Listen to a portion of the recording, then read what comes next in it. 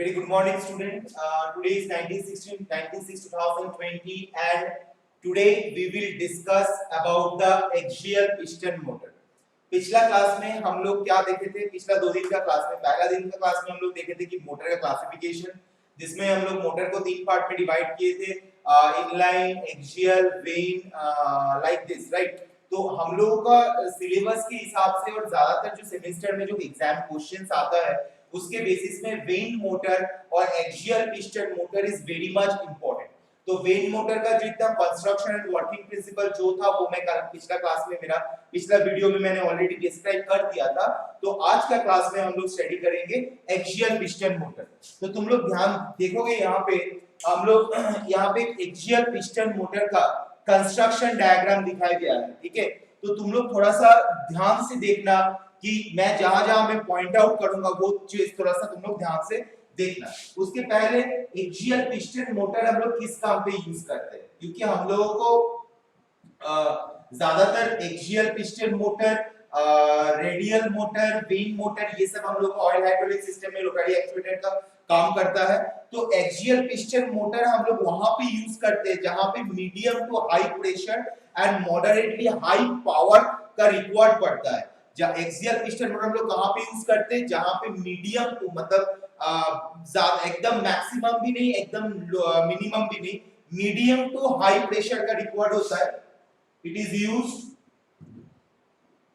Used कहां पे? Medium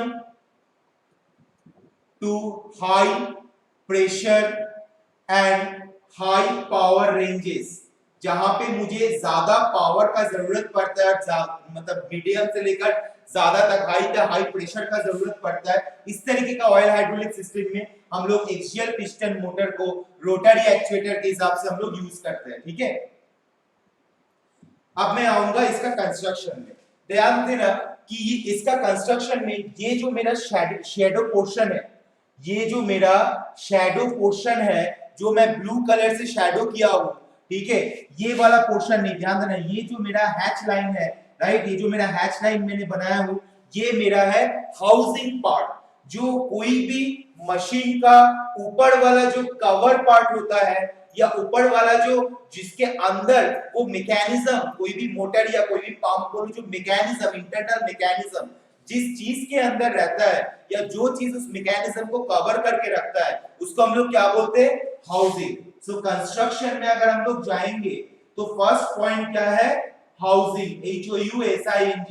where is housing? Housing देखो मैंने यहाँ पे लिख दिया, ये मेरा 1 नंबर है, हाउसिंग, राइट? सेकेंड पार्ट में क्या है? जो हाउसिंग मेरा मेन इंपॉर्टेंट चीज है। उसके बाद मैं आता हूं, मेरा देखो यहाँ पे शाफ्ट दिया हुआ है, ये मेरा मेन शाफ्ट है।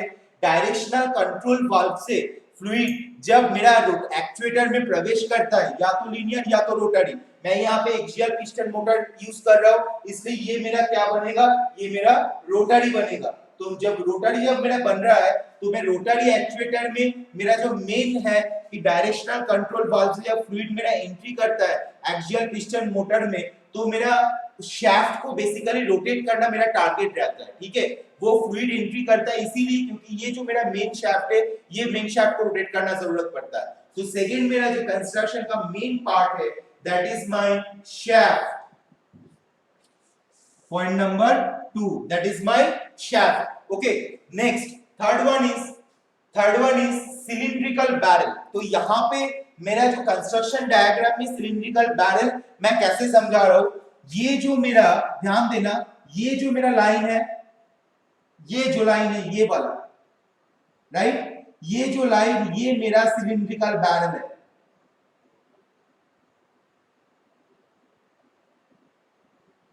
ये मेरा सिलिंड्रिकल बैरल है, मतलब ये जो पार्ट है, ये पार्ट, ये जो पार्ट है, ये जो पार्ट है, ये मेरा सिलिंड्रिकल बैरल है।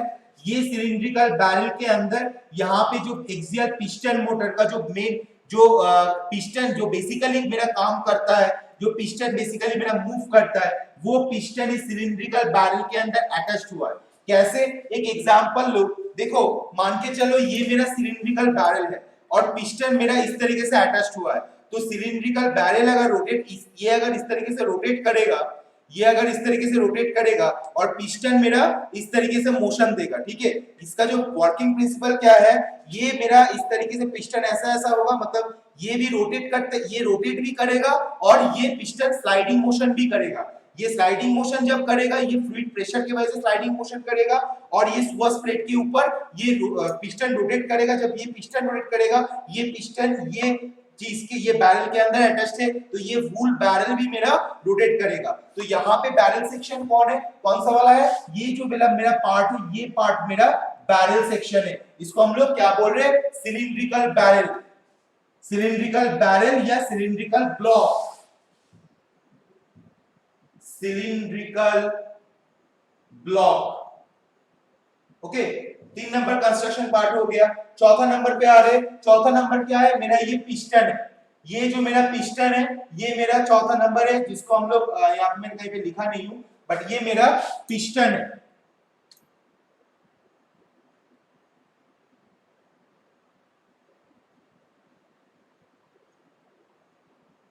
ये मेरा पिस्टन है। तो पिस्टन मेरा पॉइंट नंबर 4 है, पिस्टन जो बेसिकली रोटेट करते करते स्लाइडिंग मोशन देता है, ये मेरा पिस्टन है, इसका नंबर है 4। ओके, नेक्स्ट इस पिस्टन के सामने देखो ब्लू कलर में, ये वाला पोर्शन में ब्लू कलर में, राइट, ये जो यहाँ पे मैंने दिखाया, यहाँ पे जैसे कनेक्टेड है पिस्टन के साथ पिस्टन शू, यहाँ पे वो मैंने ब्लू कलर में दिखाया। ये ब्लू कलर में पिस्टन के सामने पिस्टन शू अटैच्ड होकर रहता है, ठीक है। इसको हम लोग क्या बोलते हैं, पिस्टन शू, क्योंकि पिस्टन अगर स्लाइडिंग मोशन करेगा तो सुअस प्लेट के साथ बार बार फ्रिक्शन होने की वजह से ऐसे करके जा रहा है और ये इस तरीके से रोटेट करते करते स्लाइडिंग मोशन हो रहा है। ये मेरा पिस्टन है, मान लो ये मेरा सुअस प्लेट है और या स्लैंट प्लेट या सुअस प्लेट कुछ भी बोल सकते हो। तो ये मेरा अगर पिस्टन है, ये ऐसे ऐसे करेगा और ये सुअस प्लेट के ऊपर इस तरीके से मतलब स्लाइडिंग भी करेगा, रोटेट करते हुए ये मेरा स्लाइडिंग करेगा, ठीक है। तो इसीलिए पिस्टन अगर कोई हम लोग शू टाइप का नहीं लगाते, तो इसके वजह अगर शू नहीं लगाएंगे तो मेरा फ्रिक्शन ज्यादा जनरेट होगा, क्योंकि इसके साथ कंटिन्यूअसली रोटेट भी कर रहा है प्लस कंटिन्यूअसली मोशन भी दे रहा है। इसकी वजह से फ्रिक्शन जनरेट हो सकता है, हीट जनरेट हो सकता है, तो इसकी वजह से ये सुअस प्लेट का नेचुरल वेयर हो सकता है, कोरोजन हो सकता है। इसीलिए हम लोग क्या करते हैं कि इस पिस्टन का एंड में एक शू लगाते हैं, जो इस तरीके का देखने में होता है। देखो यहाँ पे ब्लू कलर में दिया हो, इसका नाम है पिस्टन शू, पिस्टन शू 5 नंबर पिस्टन शू।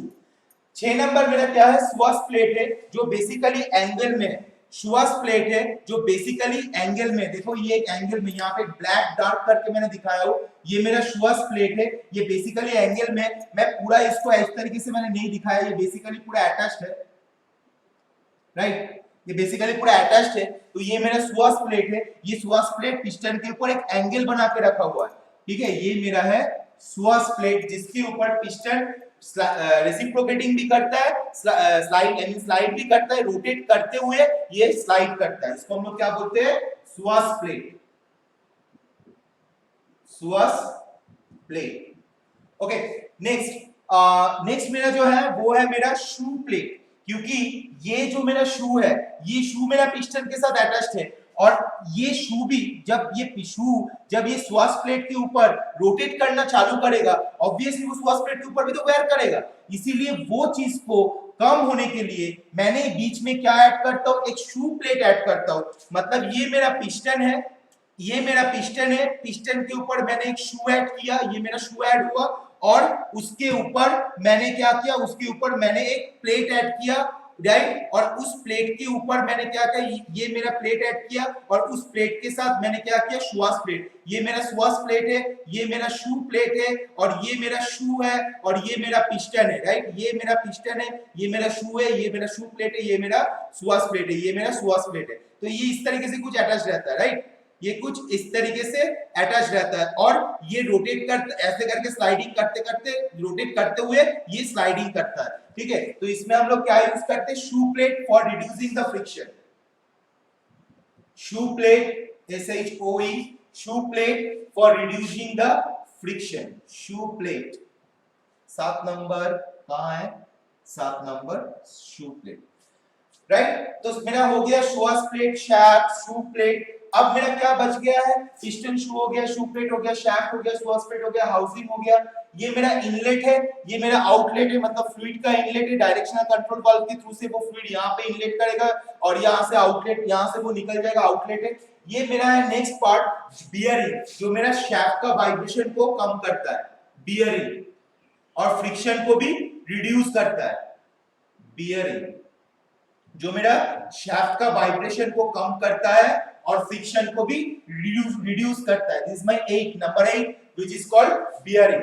ओके, और भी बहुत सारा चीज है, इनलेट पोर्ट, आउटलेट पोर्ट, यहाँ पे इनलेट पोर्ट, आउटलेट पोर्ट, उसके बाद कंट्रोल डिस्क मतलब जब सिलिंड्रिकल बैरल रोटेट करेगा तो ये कंट्रोल डिस्क रहता है जिसके वजह से वो सिलिंड्रिकल बैरल उस कंट्रोल डिस्क के ऊपर रोटेट करता है और वो कंट्रोल डिस्क इस सिलिंड्रिकल बैरल का रोटेशन को कंट्रोल करता है। ठीक है, तो ये मेरा बेसिक कंस्ट्रक्शन पार्ट है of the axial piston pump. अब मैं आ रहा हूं इस एक्सियल पिस्टन पंप का जो जो मेन पार्ट्स है उसको मैंने क्या किया, अलग किया हो। कैसे अलग किया हो, ये मेरा श्वास प्लेट है, देखो यहाँ पे ये मेरा श्वास प्लेट है, यहाँ पे ये मेरा श्वास प्लेट है, ब्लैक कलर में जो डार्क किया हुआ है ये मेरा श्वास प्लेट है, ये मेरा पिस्टन है, ये मेरा पिस्टन है, ये मेरा पिस्टन का शू है, ये मेरा पिस्टन का शू है, ये मेरा शू प्लेट है, ये मेरा स्प्रिंग है। अब क्या होगा जब असेंबली होता है तब ये शू प्लेट, ये जो मेरा शू प्लेट है, ये शू प्लेट इसके अंदर यहाँ पे बैठ जाता है। ठीक, ये शू प्लेट यहाँ पे आ जाता है, पिस्टन शू इसके साथ अटैच किया जाता है, पिस्टन शू इसके साथ अटैच किया जाता है और एक स्प्रिंग के द्वारा ये स्प्रिंग यहाँ पे रहता है, ये जो स्प्रिंग है ये स्प्रिंग यहाँ पे आ जाता है और वो बायस्ड होता है, स्प्रिंग के द्वारा वो पिस्टन भी मूव कर सकता है। ठीक है, नेक्स्ट है ये मेरा सिलेंडर बैरल है, सिलेंडर बैरल के अंदर ये जब मेरा पूरा अटैच्ड हो गया, पिस्टन शू प्लेट यहाँ पे आया, पूरा अटैच्ड हो गया, तो ये पूरा अटैचमेंट इसके अंदर से हम लोग घुसा देते हैं। ये यहाँ पे देखो एक मेन होल है जिसके अंदर से शाफ्ट घुसा हुआ है, ये मेरा सिलेंडर बैरल है, सिलेंडर बैरल के अंदर एक होल है, जो होल को मैंने यहाँ पे डिफाइन किया हो, ये होल के अंदर से शाफ्ट घुसा हुआ है, ये होल के अंदर से शाफ्ट घुसा हुआ है और यहाँ पे और भी छोटा छोटा होल है, जो होल्स के अंदर ये पिस्टन घुसा हुआ रहता है। यहाँ पे और भी छोटा छोटा होल है, 1 2, यहाँ पे और भी छोटा छोटा होल है जिसके अंदर से पिस्टन घुसा हुआ है, तो यहाँ पे पिस्टन को घुसाने के लिए भी यहाँ पे होल दिया हुआ है और ये मेन शाफ्ट है जो मेन होल के अंदर में घुसा हुआ है। तो पूरा सेटअप को लेके हम लोग सिलिंड्रिकल बैरल के अंदर घुसाते हैं और ये मेरा पोर्ट प्लेट है, यहाँ पे एक पोर्ट प्लेट है, यहाँ पे एक पोर्ट प्लेट है, किडनी शेप पोर्ट रहता है, देखो यहाँ पे किडनी शेप पोर्ट रहता है और किडनी शेप पोर्ट से मेरा फ्लूइड इनलेट से मेरा एंट्री करता है और आउटलेट से मेरा निकल जाता है। तो ये मेरा बेसिकली कंस्ट्रक्शन था एक्सियल पिस्टन मोटर का। अब हम लोग आएंगे कि किस तरीके से ये किस तरीके से ये काम करता है, किस बेसिस में ये काम करता है। Right, first of all the shoe plate is positioned at an angle. यहाँ पे जो श्वास प्लेट है एक एंगल में रहता है, एक श्वास प्लेट एक एंगल में रहता है। ऑब्वियसली तुम अगर एक चीज तुम लोग थोड़ा सा ध्यान दोगे, अगर ये जो मेरा सर्कल है, ठीक है, अगर ये सर्कल इस तरीके से एंगल में रहता है और ये वाला जो पिस्टन है, ठीक है, ये वाला जो पिस्टन है ये जब इस कंडीशन में आ रहा है तो इसका एंड पॉइंट कहाँ पे, इसका एंड पॉइंट थोड़ा सा ध्यान देना, और ये जब रोटेट करके यहाँ पे जा रहा है तो इसका एंड पॉइंट ध्यान देना। और एक बार मैं दिखा रहा हूँ, मान लो श्वास प्लेट का जो श्वास प्लेट बेसिकली सर्कुलर प्लेट है बट वो एक एंगल में बैठा हुआ है। देखो जहां पे यहाँ पे भी एक एंगल में बैठा हुआ है, तो यहाँ पे भी मैंने एक एंगल में दिखाने की कोशिश कर रहा हूँ। ये मेरा श्वास प्लेट है, ये मेरा पिस्टन है, तो जब पिस्टन का इस पोजीशन में आ रहा है मतलब नीचे वाला पोजीशन ध्यान देना, और जब ऊपर वाला पोजीशन दिखा हुआ तो ऊपर वाला पोजीशन ध्यान देना। तो जब श्वास प्लेट नीचे वाला पोजीशन में आ रहा है तब उसका एंड पॉइंट यहाँ पे, उसका एंड पॉइंट यहाँ पे, और जब वो ऊपर की तरफ जा रहा है तब उसका एंड पॉइंट यहाँ पे। तो ऑब्वियसली जब ऊपर की तरफ जा रहा है तब ऑब्वियसली पिस्टन ज्यादा पुश कर रहा है, और जब नीचे की तरफ आ रहा है तब पिस्टन क्या हो रहा है, ऑटोमेटिक वापस आ रहा है ड्यू टू द श्वास एंगल पोजीशन। ठीक है, ये श्वास प्लेट के सामने जो पिस्टन लगा हुआ रहता है, पिस्टन के सामने एक शू लगा हुआ रहता है। देखो ये जो शू मैंने यहाँ पे दिखाया ना, ये मान लो ये मेरा शू है और ये मेरा पिस्टन के साथ अटैच होकर रहता है, और यहाँ पे एक मेरा और एक प्लेट है जिसको हम लोग शू प्लेट बोलते हैं, वो शू प्लेट मेरा अटैच्ड है। ध्यान से देखना, मान के चलो ये जो मेरा नीचे वाला जो प्लेट है, ये मेरा नीचे वाला जो प्लेट है, ये नीचे वाला जो प्लेट है इसको हम लोग श्वास प्लेट बोल रहे हैं, ऊपर वाला जो प्लेट है इसको हम लोग क्या बोल रहे हैं, शू प्लेट बोल रहे हैं। ठीक है, और ये जो मेरा है, ये मेरा है शू और ये मेरा है पिस्टन, ठीक है, ये मेरा है पिस्टन और ये मेरा है पिस्टन का शू। तो मैंने क्या किया, पिस्टन के साथ शू को अटैच किया। अटैच करने के बाद ये मेरा है शू, नीचे वाला शुआस प्लेट है, ऊपर वाला मेरा शू प्लेट है और मैंने पिस्टन शू के साथ इस तरीके से अटैच किया। तो ये जो ऊपर की तरफ जा रहा है तो पुश हो रहा है और नीचे की तरफ जब आ रहा है तब पीछे की तरफ वापस आ जा रहा है पिस्टन। तो इस तरीके से मेरा यहाँ पे एक्सियल पिस्टन मोटर में मेरा काम होता है। ओके, अब मैं देखूंगा कि मेरा इसका वर्किंग प्रिंसिपल क्या है। फर्स्ट ऑफ ऑल, श्वास place is held fixed at an angle. ये श्वास प्लेट एक एंगल में फिक्स्ड हुआ है। जो श्वास प्लेट एक एंगल में फिक्स्ड हुआ है, देखो ये मेरा श्वास प्लेट एंगल में दिखाया हुआ है, ये श्वास प्लेट एंगल में फिक्स्ड हुआ है। पिस्टन से शाफ्ट का डिस्टेंस कितना है, स्मॉल आर। और जब भी श्वास प्लेट एंगल में फिक्स्ड हुआ है और सिलिंड्रिकल ब्लॉक के अंदर, ये सिलिंड्रिकल ब्लॉक, ये जो मेरा सिलिंड्रिकल ब्लॉक है, इसके अंदर पिस्टन क्या है, एक्सियली एंट्री किया गया है, इसीलिए इसको एक्सियल पिस्टन मोटर बोला जाता है। ये सिलिंड्रिकल ब्लॉक के अंदर पिस्टन मेरा एक्सियल है, इसलिए इसको एक्सियल पिस्टन मोटर बोला जाता है। तो श्वास प्लेट एक एंगल में है, सिलिंड्रिकल ब्लॉक के अंदर पिस्टन एक्सियली है और ये एक्सियली सिलिंड्रिकल ब्लॉक के अंदर है और वो सिलिंड्रिकल ब्लॉक जब पिस्टन मेरा मूव करता है तो सिलिंड्रिकल ब्लॉक मेरा रोटेट करता है, क्योंकि ये पिस्टन जब श्वास प्लेट के ऊपर टच करता है तो पिस्टन ऑयल प्रेशर के वजह से और श्वास प्लेट का स्मूथनेस की वजह से वो क्या होता है, ग्लाइड हो जाता है, मतलब स्मूथली वो। और मतलब मान के चलो ये मेरा अगर श्वास प्लेट है तो फ्लूइड का प्रेशर की वजह से ये क्या होता है, गाइड हो जाता है, मतलब स्मूथ सरफेस, ये मेरा स्मूथ सरफेस है और प्रेशर दे रहा है फ्लूइड, तो पिस्टन इसमें दब रहा है। जब भी वो दब रहा है, सरफेस तो मेरा स्मूथ है, तो वो क्या होगा, वो नीचे की तरफ चल जाएगा और उसके बाद फिर और गाइड होगा और फ्लूइड का प्रेशर आएगा। जब यहाँ पे आएगा तो पिस्टन का पोजीशन क्या हुआ, पिस्टन का पोजीशन पीछे की तरफ आ गया, इसका मतलब फ्लूइड आउटलेट से निकल जाएगा। फिर फ्लूइड जब अंदर आएगा तब वो पुश करेगा तो पिस्टन ऊपर की तरफ जाएगा, क्योंकि वो ग्लाइड होगा कंटिन्यूअसली, श्वास प्लेट का एंगल के बेसिस पे ग्लाइड होगा। तो इसीलिए इसके ऊपर जो फोर्स पड़ता है, क्योंकि मुझे बेसिकली मेरा मेन उद्देश्य क्या है, मेरा मेन उद्देश्य ये शाफ्ट को रोटेट करना। तो जब मेरा पिस्टन इस तरीके से ग्लाइड होता है श्वास प्लेट के ऊपर, इस तरीके से रोटेट करने की कोशिश करता है, तो उस टाइम ये शाफ्ट के ऊपर एक एंगुलर फोर्स जनरेट होता है, that is my F, capital F, ये मेरा कैपिटल एफ है। और उसके ऊपर शाफ्ट के ऊपर एक टेंजेंशियल फोर्स भी, पिस्टन में एक टेंजेंशियल फोर्स भी जनरेट होता है, that is my FT, right. Piston के ऊपर एक टेंजेंशियल फोर्स जनरेट होता है और एक नॉर्मल फोर्स जनरेट होता है, क्योंकि ये मेरा अगर एफ है और ये अगर इसका अगर मेरा एक एंगल है तो ऑब्वियसली इसका एक कॉस कंपोनेंट रहेगा और एक साइन कंपोनेंट रहेगा। तो साइन कंपोनेंट मतलब यहाँ पे एक नॉर्मल फोर्स रहेगा और एक टेंजेंशियल फोर्स रहेगा। ये टेंजेंशियल फोर्स के वजह से बेसिकली पिस्टन क्या होता है, ग्लाइड करता है, और पिस्टन ग्लाइड होता है तो ये सिलिंड्रिकल ब्लॉक को भी रोटेट करता है। मैं और एक बार बोल रहा हूं, थोड़ा सा ध्यान देना। ये श्वास प्लेट एक एंगल में बैठा हुआ है और ये पिस्टन फ्लूइड प्रेशर के वजह से इसके ऊपर फोर्स क्रिएट किया। जब भी वो इसके ऊपर फोर्स क्रिएट किया तो एंगुलर पोजीशन की वजह से फोर्स जो इसके ऊपर जाएगा वो एक एंगुलर फोर्स जाएगा। जब एक एंगुलर फोर्स यहाँ पे आएगा, obviously there is an angle, तो ऑब्वियसली उसका दो कंपोनेंट रहेगा, एक साइन कंपोनेंट, एक कॉस कंपोनेंट। तो जिसके साथ एंगल करता है वो क्या बनता है, कॉस। तो मैंने यहाँ पे क्या किया, यहाँ पे एक नॉर्मल फोर्स बना, इसका एक कंपोनेंट हुआ नॉर्मल फोर्स Fn और एक कंपोनेंट हुआ Ft।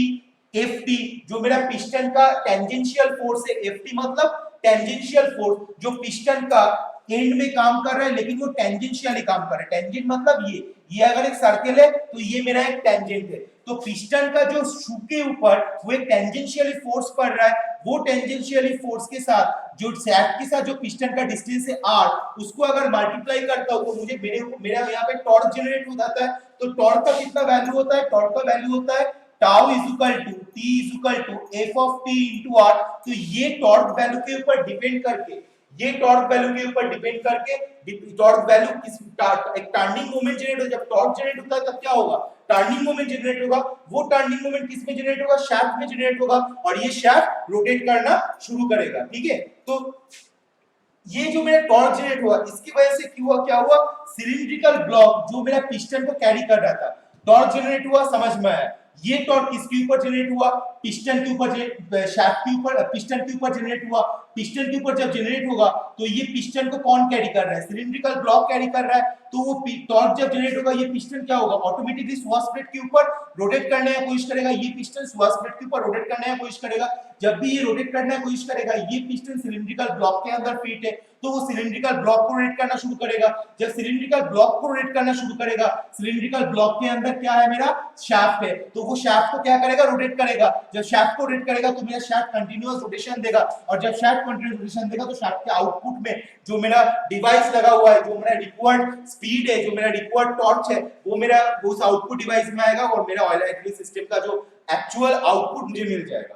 क्या समझ में आया किस तरीके से मेरा क्या काम हो रहा है? और एक बार मैं रिपीट कर रहा हूं पहले से, मान के चलते हैं, अब मैं एकदम स्टार्टिंग से रिपीट कर रहा हूं। ये मेरा इनलेट है, ये मेरा आउटलेट है, ध्यान देना बच्चों, ये मेरा इनलेट है, ये मेरा आउटलेट है। डायरेक्शनल कंट्रोल है, तो मेरा फ्लूइड टैंक में था, वहां से फिल्टर होके पंपिंग एक्शन के द्वारा मोटर पंपिंग एक्शन के द्वारा प्रेशर रेगुलेटिंग वाल्व, उसके बाद डायरेक्शनल कंट्रोल वाल्व, उसके बाद जाके वो क्या हुआ, रोटरी एक्चुएटर में प्रवेश करता है। तो यहाँ पे मेरा एक्चुएटर क्या है, रोटरी एक्चुएटर है, लीनियर एक्चुएटर नहीं है, ध्यान देना, रोटरी एक्चुएटर है। तो फ्लूइड मेरा इनलेट में एंट्री किया, जब भी वो इनलेट में एंट्री किया, वो क्या किया, वो पिस्टन के ऊपर जाके प्रेशर क्रिएट किया। जब भी पिस्टन के ऊपर जाके प्रेशर क्रिएट किया, वो पिस्टन क्या करेगा, वो पिस्टन ये श्वास प्लेट के ऊपर जाके, वो श्वास प्लेट के ऊपर जाके टच करेगा। जब भी वहां पे टच करेगा, श्वास प्लेट एंगुलर पोजीशन में जब भी यहाँ पे टच करेगा, तब इस तरीके का सिचुएशन क्रिएट होगा। ये वाला जो ड्राइंग दिखाया हूं मैं, यहाँ पे इस तरह का सिचुएशन क्रिएट होगा। तो शाफ्ट से इसका डिस्टेंस कितना है, r, और ऑब्वियसली एंगुलर एक फोर्स जनरेट हो रहा है F, तो F का ऑब्वियसली दो कंपोनेंट रहेगा, Ft टेंजेंशियल फोर्स जो मेरा पिस्टन का टेंजेंट में काम कर रहा है, और एक नॉर्मल फोर्स जो नीचे की तरफ काम कर रहा है। तो टेंजेंशियल फोर्स क्या करेगा, टेंजेंशियल फोर्स किसकी तरफ है, टेंजेंशियल फोर्स शू प्लेट के ऊपर, आई मीन शू प्लेट श्वास प्लेट के ऊपर दबा के रखेगा, टेंजेंशियल को श्वास प्लेट के ऊपर दबा के रखेगा। और ये जो नॉर्मल फोर्स, ये नॉर्मल फोर्स क्या करेगा, पिस्टन को नीचे की तरफ लाने की कोशिश करेगा। तो दोनों कंपोनेंट है, तो टेंजेंशियल फोर्स इस प्लेट को दबा के रखने की कोशिश करेगा, तो tangential force into r is the difference between the piston and shaft. तो Ft इनटू r कितना टॉर्क जनरेट हुआ, T टॉर्क जनरेट हुआ, तो इसमें T टॉर्क जनरेट हुआ। और Fn जो नॉर्मल फोर्स है, ये नॉर्मल फोर्स नीचे की तरफ है, तो वो क्या करेगा, पिस्टन को नीचे की तरफ लाने की कोशिश करेगा। तो वो और श्वास प्लेट का जो सरफेस है वो बहुत स्मूथ है, इसलिए वो पिस्टन क्या होगा, नीचे की तरफ आ जाएगा। जब भी वो पिस्टन नीचे की तरफ ये टॉर्क लेके आएगा, मतलब रोटेट करने की कोशिश करेगा, तो उस टाइम ये जो मेरा सिलिंड्रिकल ब्लॉक है, ये मेरा पिस्टन को कैरी कर रहा है। तो जब भी मेरा पिस्टन रोटेट करने की कोशिश करेगा, तो सिलिंड्रिकल ब्लॉक क्या होगा, सिलिंड्रिकल ब्लॉक भी रोटेट करने की कोशिश करेगा। और ये जो मेरा शाफ्ट है, ये सिलिंड्रिकल ब्लॉक के साथ, ये जो मेरा की है, ये की के साथ फिक्स्ड है। ये मेरा की है, ब्लैक कलर का जो डॉट दिखा रहा हूं, ये ब्लैक कलर का की के साथ, सिलिंड्रिकल ब्लॉक के साथ ये मेरा शाफ्ट फिक्स्ड है। तो जब सिलिंड्रिकल ब्लॉक रोटेट करने की कोशिश करेगा, तब ये शाफ्ट रोटेट करने की कोशिश करेगा। इस तरीके से रोटेशन में ये वाला पिस्टन फिर इस पोजीशन में आ जाएगा, और ये वाला पिस्टन इस पोजीशन में आएगा। जब ये वाला पिस्टन इस पोजीशन में आएगा, तो पिस्टन का पोजीशन क्या होगा, वो ऊपर से क्या होगा, ऊपर से नीचे की तरफ आ जाएगा। जब वो नीचे की तरफ आएगा, तब ये जो ये पिस्टन क्या होगा, पीछे बैक फोर्स क्रिएट करेगा। ये बैक फोर्स की वजह से यहाँ का जो फ्लूइड, ये जो मेरा फ्लूइड था, वो फ्लूइड आउटलेट से निकल जाएगा। और उस टाइम ये वाला पिस्टन का पोजीशन, यहाँ पे जो पिस्टन था, जब पहला वाला पिस्टन ऊपर में था, दूसरा वाला पिस्टन नीचे, जब पहला वाला पिस्टन नीचे में आएगा, तो दूसरा वाला पिस्टन ऊपर में चल जाएगा। वो सेम फेनोमेनन एक्टिंग करेगा वहां पे। टेंजेंशियल फोर्स क्रिएट होगा, नॉर्मल फोर्स क्रिएट होगा, सेम वो रोटेट करने की कोशिश करेगा, तो सिलिंड्रिकल ब्लॉक रोटेट होगा, cylindrical block rotate, shaft rotate होगा। इस तरीके से कंटीन्यूअस मोशन एक जनरेट होगा, कंटीन्यूअस मोशन में ये रोटेट करना शुरू करेगा। और ये जो शाफ्ट है, ये शाफ्ट मेरा कंटीन्यूअस रोटेट करेगा। इस तरीके से एक्सियल पिस्टन मोटर में मेरा काम होता है। एक्सियल पिस्टन मोटर में मेरा काम होता है। एक्सियल पिस्टन मोटर में हम लोग कंटीन्यूअस रोटेशन हम लोगों को मिल सकता है। एक चीज थोड़ा सा ध्यान देना होता है कि one single piston develop only half rotation of the shaft. One single piston, एक जो ये जो मेरा सिंगल पिस्टन है, यहाँ पे जो मैं पिस्टन यहाँ पे दिखा रहा हूँ, ये एक सिंगल पिस्टन डेवलप करता है ओनली हाफ रोटेशन। मतलब ये हाफ रोटेशन मतलब ये बेसिकली यहां से लेकर यहां तक रोटेट करेगा। One single piston develop only half rotation, आधा रोटेशन करता है। किसका आधा रोटेशन करता है? Of the full circular rotation of the cylinder barrel. मतलब सिलेंडर बैरल अगर पूरा रोटेट कर रहा है, तो उस पूरा रोटेशन में हाफ रोटेशन ये पिस्टन करता है और ये पिस्टन का नंबर के ऊपर डिपेंड करता है। एक पिस्टन एक फुल सिलेंडर का रोटेशन का, ये सिलेंडर का जो बैरल है, ये सिलेंडर बैरल का फुल रोटेशन मतलब 180 डिग्री 360 डिग्री फुल रोटेशन का हाफ रोटेशन मतलब 180 डिग्री रोटेशन ये पिस्टन की वजह से होता है। तो दूसरा पिस्टन की वजह से और 180 डिग्री रोटेशन होता है, इसलिए सिलिंड्रिकल ब्लॉक 360 रोटेट कर पाता है।